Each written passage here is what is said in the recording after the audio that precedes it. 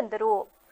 ಬಹುಜನ ಸಮಾಜ ಪಕ್ಷ ಸಾಮಾಜಿಕ ಸಂಘಟನೆಯಲ್ಲ. ಈ ದೇಶದ ಅಧಿಕಾರ ಹಿಡಿಯಲು ಹೊರಟಿರುವ ದೇಶದ 3ನೇ ಅತಿದೊಡ್ಡ ರಾಜಕೀಯ ಪಕ್ಷವಾಗಿದೆ ಎಂದು ರಾಜ್ಯ ಬಿಎಸ್ಪಿ ಅಧ್ಯಕ್ಷ ಎಂ ಕೃಷ್ಣಮೂರ್ತಿ ತಿಳಿಸಿದರು. ಬಹುಜನ ಸಮಾಜ ಪಕ್ಷದ ಸ್ಥಾಪಕ ಕಾನ್ಸೀರಾಮ್ ಪರಿನಿಬ್ಬಾಣ ದಿನದ ಪ್ರಯುಕ್ತ ಪಟ್ಟಣದಲ್ಲಿ ಗುರುವಾರ ಆಯೋಜಿಸಿದ್ದ ಬಹುಜನ ಸಂಕಲ್ಪ ದಿನ ಮೈಸೂರು ವಲಯ ಮಟ್ಟದ ಸಮಾವೇಶವನ್ನು ಉದ್ಘಾಟಿಸಿ ಮಾತನಾಡಿದ ಅವರು, ಬೆರಳೆಣಿಕೆಯಷ್ಟು ಮಂದಿ ಇರುವವರು ಆಳುವ ವರ್ಗರಾಗಿದ್ದು ಬಹುಸಂಖ್ಯಾತ ಸಮಾಜವನ್ನ ಅಧಿಕಾರದಿಂದ ಹೊರಗಿಡಲಾಗಿದ್ದು ಇದು ಅನುವಾದಿಗಳ ತಂತ್ರವಾಗಿದೆ. ಬಿಎಸ್ಪಿಯನ್ನ ಕೇವಲ ಒಂದು ಜಾತಿಗೆ ಸೀಮಿತಗೊಳಿಸಿ ಅಪಪ್ರಚಾರ ನಡೆಸಲಾಗುತ್ತಿದೆ. ಬಹುಜನರು ಅಧಿಕಾರ ಪಡೆಯಬೇಕಾದರೆ ಕಾಂಗ್ರೆಸ್, ಬಿಜೆಪಿ, ಜೆಡಿಎಸ್ನಂತಹ ಮರುವಾದಿ ಪಕ್ಷಗಳ ತಂತ್ರಗಳಿಗೆ ಮರುಳಾಗಿ ಮತವನ್ನ ಮಾರಿಕೊಳ್ಳದೆ ಪ್ರತಿಯೊಬ್ಬರು ಜಾಗೃತರಾಗಬೇಕು ಎಂದರು. ಎಲ್ಲೂ ಕೂಡ ನಡೆಯಬಾರದು.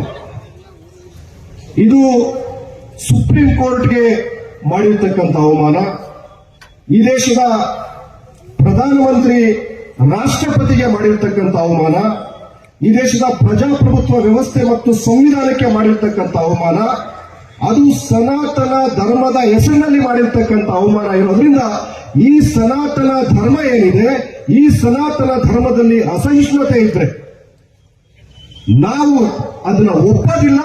ಸನಾತನ ಧರ್ಮಕ್ಕಿಂತ ಮಾನವತಾವಾದ ಧರ್ಮ ಏನಿದೆ ಅದನ್ನ ನಾವು ಒಪ್ಕೊಳ್ತೀವಿ ಅಂತೇಳಿ ಈ ಸಂದರ್ಭದಲ್ಲಿ ಈ ಪ್ರಕರಣಕ್ಕೆ ಕಾರಣವಾಗಿರ್ತಕ್ಕಂಥ ವ್ಯಕ್ತಿಯನ್ನ ತಕ್ಷಣ ಕೇಂದ್ರ ಸರ್ಕಾರ ಮತ್ತು ದೆಹಲಿಯ ಪೊಲೀಸರು ಸುಮೋಟೋ ಕೇಸನ್ನ ದಾಖಲು ಮಾಡಿ ಆತನನ್ನ ಬಂಧಿಸಿ ಜೈಲಿಗೆ ಕಟ್ಟಬೇಕಂತೇಳಿ ಬಹುಜನ ಸಮಾಜ ಪಾರ್ಟಿ ಕರ್ನಾಟಕ ಆಗ್ರಹ ಮಾಡಿದೆ. ಮತ್ತೆ ಸನಾತನ ಧರ್ಮಕ್ಕೆ ಅವಮಾನ ಆಗ್ತಕ್ಕಂಥ ಹೇಳಿಕೆ ಕೊಟ್ಟಿದ್ರಿಂದ ನಾನು ಈ ಕೆಲಸ ಮಾಡಿದೆ ಅಂತ ಹೇಳ್ತಾ ಇದ್ದ ರಾಕೇಶ್. ಅಲ್ರಿ, ನಿಮ್ಮ ಸನಾತನ ಧರ್ಮ ಈ ದೇಶದ ಎಸ್ಸಿ, ಎಸ್ಟಿ, ಒಬಿಸಿಗಳನ್ನ ಸಾವಿರಾರು ವರ್ಷಗಳಿಂದ ದಿನನಿತ್ಯ ಅಪಮಾನ, ದಬ್ಬಾಳಿಕೆ, ದೌರ್ಜನ್ಯ ಮಾಡ್ತಾ ಇದೆಯಲ್ಲ, ನಾವೇನ್ ಮಾಡಬೇಕಾಗಿದೆ ಸನಾತನವಾದಿಗಳಿಗೆ ಅಂತ ಈ ವೇದಿಕೆ ಮುಖಾಂತರ ಕೇಳಲಿಕ್ಕೆ ಬಯಸ್ತೇನೆ. ನಿಮ್ಮ ರೀತಿ ನಾವೇನಾದ್ರೂ ತಿರುಗಿದ್ರೆ ಸನಾತನವಾದಿಗಳು ನೀವು ಖಂಡಿತವಾಗ್ಲೂ ಬೀದಿನಲ್ಲಿ ತಿರುಗಾಡಕ್ಕಾಗಲ್ಲ. ಯಾಕೆ ಅಂತಂದ್ರೆ ನಿಮಗೆ ಕೇವಲ ಒಂದು ಹೇಳಿಕೆಯಿಂದ ಅವಮಾನ ಆದ್ರೆ ನಮಗೆ ಇಡೀ ಜೀವನವನ್ನ ನರಳತಕ್ಕಂಥ, ಇಡೀ ಜೀವನದಲ್ಲಿ ನಾವು ಅವಮಾನ ಮಾಡತಕ್ಕಂಥ ಪ್ರತಿನಿತ್ಯದ ದಿನಾಚರಣೆ ಏನು ದಿನನಿತ್ಯದ ಆಚರಣೆಗಳಲ್ಲಿ ನೀವು ಸನಾತನಿಗಳು. ರಾಜ್ಯ ಬಿಎಸ್ಪಿ ಕಾರ್ಯದರ್ಶಿ ಅತ್ನಿ ಹರೀಶ್ ಮಾತನಾಡಿ, ಕಾರ್ಯಕ್ರಮದ ಪ್ರಯುಕ್ತ ತಾವು ಗ್ರಾಮಗಳಿಗೆ ಭೇಟಿ ನೀಡಿದಾಗ ಬಹಳಷ್ಟು ಜನರಿಗೆ ಕಾನ್ಸೀರಾಮ್ ಕುರಿತು ಅರಿವಿಲ್ಲದಿರುವುದು ಕಂಡುಬಂತು. ಅಂಬೇಡ್ಕರ್ ಬಳಿಕ ಬಹಳ ಜನರ ಸಂಕಷ್ಟ ನೋವುಗಳನ್ನು ಅರ್ಥ ಮಾಡಿಕೊಂಡು ಹೋರಾಟ ನಡೆಸಿದ ಮಹಾನ್ ನಾಯಕರಾಗಿದ್ದಾರೆ. ತಮ್ಮ ಪೂರ್ವಿಕರ ಇತಿಹಾಸವನ್ನ ತಿರುಚಿ ಮುಚ್ಚಿ ಹಾಕಲಾಗುತ್ತಿದೆ. ಮುಂದಿನ ದಿನಗಳಲ್ಲಿ ನಾವು ಪ್ರತಿ ಗ್ರಾಮಕ್ಕೆ ಭೇಟಿ ನೀಡಿ ಎಲ್ಲಾ ಜಾತಿ ಸಮುದಾಯಗಳ ಜನರ ನೋವಿಗೆ ಸ್ಪಂದಿಸುವ ಸಂಕಲ್ಪ ಕೈಗೊಳ್ಳಬೇಕು ಎಂದರು. ಯಾವ ಕ್ಷೇತ್ರದಲ್ಲಿ ನನಗೆ ಕಾನ್ಸೀರಾಮ್ ಸಾಹೇಬ್ ಗೊತ್ತಿಲ್ಲ ಅಂತ ಹೇಳಿದ್ರು, ಇದೇ ಕ್ಷೇತ್ರದಲ್ಲಿ ಈ ದೇಶದ ಬಹುಸಂಖ್ಯಾತರು ಕಾನ್ಸೀರಾಮ್ ಅವರ ಮುಖಾಂತರವಾಗಿ ಡಾಕ್ಟರ್ ಬಾಬಾ ಸಾಹೇಬ್ ಅಂಬೇಡ್ಕರ್ ಅವರ ಜೊತೆಗೂಡಿ ಈ ಅಂಬೇಡ್ಕರ್ ಸಾಹೇಬರು ಕನಸನ್ನ ನನಸು ಮಾಡ್ತಕ್ಕಂಥ ಕೆಲಸನ ಮಾಡ್ಸಕ್ಕೆ ನಾನು ಒಂದು ಕೆಲಸನ ಹಾಕುತ್ತಿದ್ದೀನಿ. ಏನಪ್ಪ ಅಂದ್ರೆ ನೋಡಿ, ನನ್ನ ಕ್ಷೇತ್ರದಲ್ಲಿ ಇರ್ತಕ್ಕಂಥದ್ದು 48 ಗ್ರಾಮ ಪಂಚಾಯತಿ, 285 ಬೂತ್ಗಳಿದ್ದಾವೆ.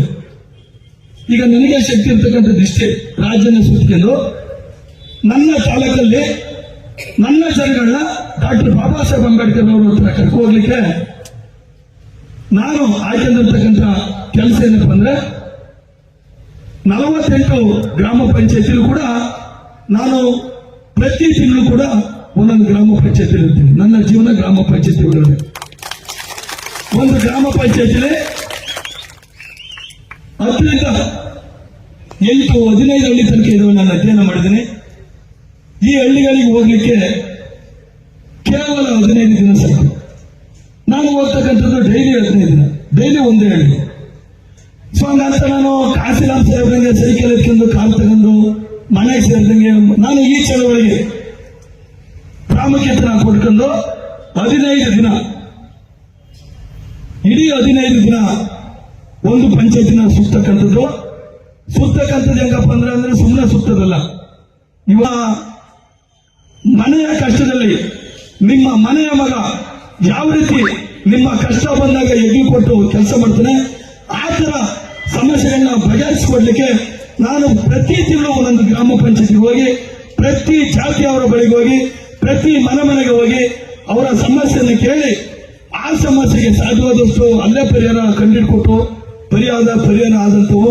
ಇನ್ನು ಉಳಿಕೆ ಸಮಸ್ಯೆಗಳು ಸಾಧ್ಯ ನನ್ನ ಕೈಲಿ ಆಗ್ತಿಲ್ಲ ಅನ್ನೋದು ಅಂತ ಸಮಸ್ಯೆಗಳಿಗೆ ನಾನು ಸರ್ಕಾರಕ್ಕೆ ಸೇತುವೆ ಆಗಬೇಕು ಅನ್ನೋ ಕೆಲಸನ ನಾನು ಅನ್ಕೊಂಡಿದ್ದೀನಿ. ಇದು ಒಂದು ವಿಶೇಷವಾದ ಹೆಸರು ಆಯ್ಕೆ. ಆ ಹೆಸರೇನಪ್ಪ ಆ ಕಾರ್ಯಕ್ರಮದ ಹೆಸರು ಅಂದ್ರೆ ನಾನು ನಿಮ್ಮವನು ಅಂತ. ಸೊ ಈ ಟೈಟ್ಲ್ ಇಟ್ಕೊಂಡು ಯಾಕೆ ನಾನು ತಂಡ ನೀಡಿ ಕಳಿಸಿದ್ದೀನಿ ಅಂದ್ರೆ, ರಾಜ್ಯ ಸಂಯೋಜಕ ಗಂಗಾಧರ್ ಬಹುಜನ್ ಮಾತನಾಡಿ, ರಾಜಕಾರಣವು ಯಾವುದೇ ಒಂದು ಸಮುದಾಯದ ಅಥವಾ ಒಬ್ಬ ವ್ಯಕ್ತಿಯ ಸ್ವತ್ತಲ್ಲ. ಒಬ್ಬ ಸಾಮಾನ್ಯ ವ್ಯಕ್ತಿಯೂ ಸಹ ಗ್ರಾಮ ಪಂಚಾಯಿತಿ ಸದಸ್ಯ ಆಗಬಹುದು, ಎಂಎಲ್ಸಿ ಆಗಬಹುದು, ಎಂಪಿ ಆಗಬಹುದು, ಮುಖ್ಯಮಂತ್ರಿ ಆಗಬಹುದು, ಪ್ರಧಾನಮಂತ್ರಿಯೂ ಆಗಬಹುದು. ಈ ಹಕ್ಕನ್ನ ಬಾಬಾ ಸಾಹೇಬ್ ಅಂಬೇಡ್ಕರ್ ಅವರು ಬರೆದ ಸಂವಿಧಾನ ನಮಗೆ ನೀಡಿದೆ ಎಂದರು.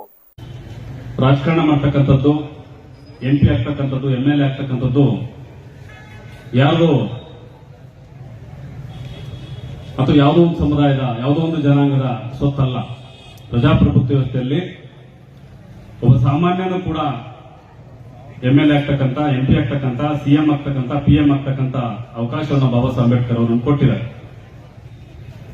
ಆದ್ರೆ ಅದು ಇವತ್ತಿನ ಕಾಲಘಟ್ಟದಲ್ಲಿ ಎಷ್ಟು ಮಟ್ಟಿಗೆ ಸಾಕಾರಗೊಂಡಿದೆ ಅಂತೇಳಿ ನಾವು ನೋಡೋದಾದ್ರೆ, ಕೇವಲ ರಾಜಕಾರಣಿಗಳ ಮಕ್ಕಳು ಮಾತ್ರನೇ ರಾಜಕಾರಣಿಗಳಾಗ್ತಿದ್ದಾರೆ. ಅವರ ಮಕ್ಕಳು, ಮೊಮ್ಮಕ್ಕಳು, ಅವರ ಸೊಸೆಯರು, ಅವರ ಅಣ್ಣ ತಮ್ಮದಿರು, ಬಂಧುಗಳು ಅಷ್ಟೇನೆ ರಾಜಕಾರಣಿಗಳಾಗಿ ಮುನ್ನಡೆತಕ್ಕಂಥ ನಾವು ನೋಡ್ತಿದ್ವಿ. ಸೊ ಅದಕ್ಕೆ ಹಾಸನ ಜಿಲ್ಲೆಯನ್ನು ಹೊರತಾಗಿಲ್ಲ. ಹಾಸನ ಜಿಲ್ಲೆಯಲ್ಲೂ ಕೂಡ ಒಂದು ರೀತಿ ಕುಟುಂಬದ ರಾಜಕಾರಣ ಹಾಸುಹೊಕ್ಕಾಗಿದೆ. ಸೊ ನಮ್ಮ ಜನನೂ ಕೂಡ ದಲಿತರು, ಹಿಂದುಳಿದ ವರ್ಗದವರು, ಅಲ್ಪಸಂಖ್ಯಾತರು ಯಾವತ್ತೂ ಕೂಡ ಸ್ವತಂತ್ರ ರಾಜಕಾರಣದ ಪರಿಕಲ್ಪನೆನ ಅವ್ರ ತಲೆ ಒಳಗಡೆ ಹಾಕೊಳ್ಳಿಲ್ಲ.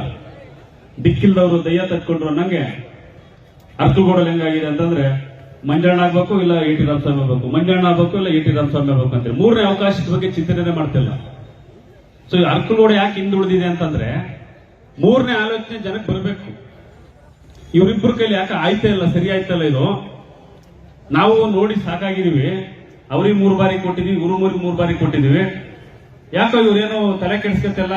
ಜನ ಓದಿರೆ ವಿದ್ಯಾವಂತರಾಗಿರ್ತಕ್ಕಂಥ ಯುವಕರು ಬೆಂಗಳೂರು ಕಡೆಗೆ ಗುಳೆ ಹೋಗ್ತವ್ರೆ, ಬಾಂಬೆ ಕಡೆಗೆ, ಹೈದರಾಬಾದ್ ಕಡೆಗೆ ಗುಳೆ ಹೋಗ್ತವ್ರೆ. ಅಲ್ಲಿ ಹೋಗಿ ಇಲ್ಲಿ ಡಿಗ್ರಿ, ಮಾಸ್ಟರ್ ಡಿಗ್ರಿ ಮಾಡ್ಕೊಂಡಿರ್ತಕ್ಕಂಥವ್ರು ಅಲ್ಲಿ ಹೋಗಿ 10,000 15,000 ಕೆಲಸ ಮಾಡ್ತವ್ರೆ. ಸೊ ಅಂತ ಒಂದು ಯುವಕರಿಗೆ ಇಲ್ಲೇ ಉದ್ಯೋಗ ಒದಗಿಸ್ತಕ್ಕಂಥ ಒಂದು ಜವಾಬ್ದಾರಿಯುತವಾದಂತ ಕೆಲಸವನ್ನ ಇಲ್ಲಿ ಗೆದ್ದಿರ್ತಕ್ಕಂಥ ಎಂಎಲ್ಎಗಳು, ಎಂಪಿಗಳು ಮಾಡಬೇಕಾಗಿತ್ತು. ಸೊ ಅದ್ರ ಕಡೆಗೆ ತಲೆ ಕೆಡಿಸ್ಲಿಲ್ಲ. ಸೊ ಅಲೆಮಾರಿಗಳಾಗಿ ಅಲಿತಾ ಇರ್ತಕ್ಕಂಥ ಯುವಕರಾದ್ರು, ವಿದ್ಯಾವಂತ ಯುವಕರಾದ್ರೂ ಕೂಡ ಈ ನಿಟ್ಟಿನಲ್ಲಿ ಆಲೋಚನೆ ಮಾಡಬೇಕಾಯ್ತು ಇಷ್ಟೊತ್ತಿಗೆ. ಯಾಕಪ್ಪ ನಮ್ಮ ಜಿಲ್ಲೆ ಒಳಗಡೆ ಅಥವಾ ನಮ್ಮ ತಾಲೂಕು ಒಳಗಡೆ ಯಾವುದೇ ರೀತಿಯಾದಂತಹ ಪರಿವರ್ತನೆಗಳು ಕಾಣ್ತಾ ಇಲ್ಲ, ಒಂದು ಆಲ್ಟರ್ನೇಟ್ ವ್ಯವಸ್ಥೆನ ನಾವು ಯೋಚನೆ ಮಾಡಬೇಕು ಅಂತೇಳಿ ಯುವಕರಲ್ಲಿ ಬಂದಿದ್ರೆ ಬಹುಶಃ ಇಲ್ಲಿ ಬದಲಾವಣೆನ ಕಾಣ್ತಾ ಇದ್ವಿ. ಆದ್ರೆ ಅದು ಯಾಕೆ ಸಾಧ್ಯ ಆಗ್ತಿಲ್ಲ. ಕೇವಲ ಬಾಬಾ ಸಾಹೇಬ್ ಅಂಬೇಡ್ಕರ್ ಮೂರ್ತಿಯನ್ನು ಇಡೋದ್ರಿಂದ ಒಂದು ಸಮಾಜದ, ಒಂದು ತಾಲೂಕಿನ, ಒಂದು ಜಿಲ್ಲೆ ಅಭಿವೃದ್ಧಿ ಆದಂಗಲ್ಲ. ಸಮಾರಂಭದಲ್ಲಿ ಮುಖಂಡರಾದ ಲಕ್ಷ್ಮಣ್ ಕೀರ್ತಿ, ಜಾಕೀರ್ ಹುಸೇನ್, ಕೆಟಿ ರಾಧಾಕೃಷ್ಣ ಸೇರಿದಂತೆ ಇತರರು ಉಪಸ್ಥಿತರಿದ್ದರು.